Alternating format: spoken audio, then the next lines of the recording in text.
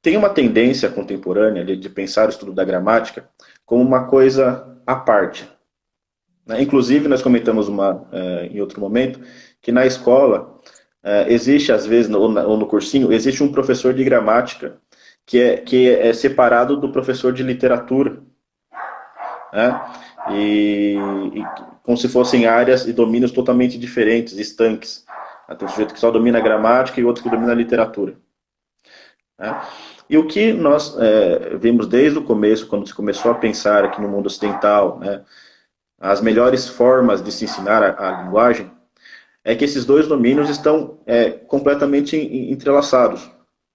Assim, se aprende uma coisa em função da outra, na verdade, né?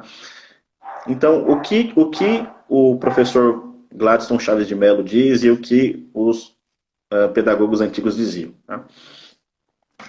Que o estudo da gramática deve ser feito a partir da leitura de textos excelentes, de textos muito bons, da língua que se pretende aprender, se pretende dominar.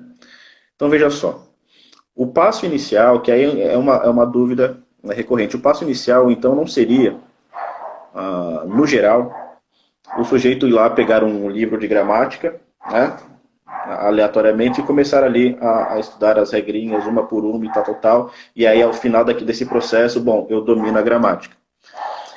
Claro que pode funcionar, isso aqui tem muito jeito de aprender tudo, né? A gente não está dizendo que aqui existe uma fórmula única e essencial, né? Mas o que sempre se entendeu é que esse não é o melhor jeito de fazer. Tá? Então, pegar ali aquelas regras e estudar de maneira isolada e abstrata. Tá? Como que a coisa foi feita? Tá? Primeiro, você tem que criar, né, tanto no aluno, para quem é professor, e quanto para quem é adulto e quer fazer essa autoeducação da linguagem, primeiro tem que criar um senso da língua. Primeira coisa, antes de começar a pensar em analisar a coisa, em abrir ali e ver o que tem dentro e tal, primeira coisa é ter um senso, um contato com a língua no que há de melhor nela, nas suas melhores realizações. Por quê? Porque aí, assim, ó, nesse processo, por exemplo, se você submete ali o aluno, desde cedo, a leituras do que há de melhor na nossa poesia, do que há de melhor na nossa prosa, tá? Dando versos bons, parágrafos bons, sentenças boas, enfim. Pela leitura constante, né, frequente daquilo, ele vai assimilando as estruturas, a estrutura básica da língua e as várias formas em que a linguagem ela pode se atualizar dentro daquela estrutura, em cima daquela estrutura. Então você vai pegando o molde básico e as várias formas alternativas de se comunicar nessa língua em cima dessa estrutura básica. Só que vai pegando isso de maneira ainda mais ou menos irrefletida, vai só assimilando. Vai só assimilando. Então, o que se faz no primeiro passo, então, nesse estudo da gramática? É leitura constante, né? E olha só, não leitura constante de qualquer coisa, a gente vive batendo nessa tecla, né? Que nesse processo de aquisição da linguagem, não vale ler qualquer coisa, né?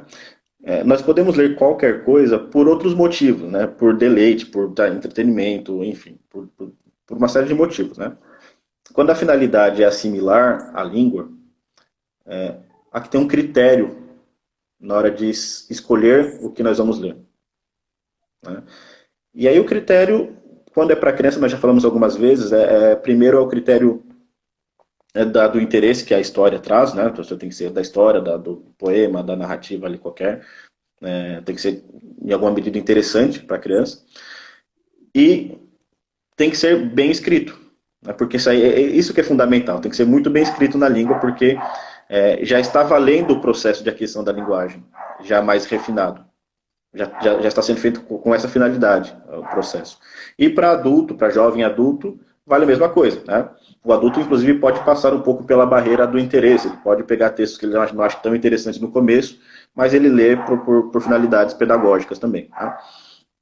Então, a primeira coisa é ter diante dali de si um bom texto. E aí, existem exercícios práticos nesse processo também, que é os exercícios que ajudam na assimilação desses textos. Nós já falamos de alguns exercícios aqui, né, que é o exercício de cópia, da cópia literal. Você pega um texto lá, um poema, e copia literalmente, pega um papelzinho lá e escreve, né, pede para a criança escrever, se for o caso de fazer com uma criança, né, ou adulto, e copiar, né, isso aqui é assimilação. Né. Tem o exercício de memorização.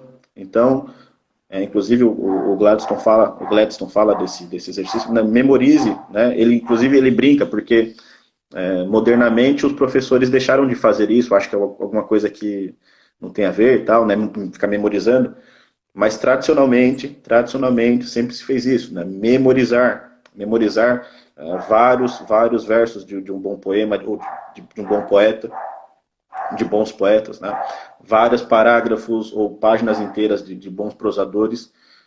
Tudo isso é um processo inicial de, olha só, reconhecimento e assimilação da língua. Quer dizer, então, antes de começar ali a entrar mais propriamente na gramática normativa, nas regras e tal, o trabalho inicial é esse, você está conhecendo a sua língua. Né? Você está conhecendo e, olha só, você está adquirindo um sabor da língua. Né? Você está só aproveitando, só, né, degustando aquela coisa. E claro, tem um deleite, né, aqui, inicial, mas ó, já está assimilando também as estruturas possíveis e tal, a estrutura básica e as formas de articulações possíveis dentro dessa estrutura. Já está acontecendo isso.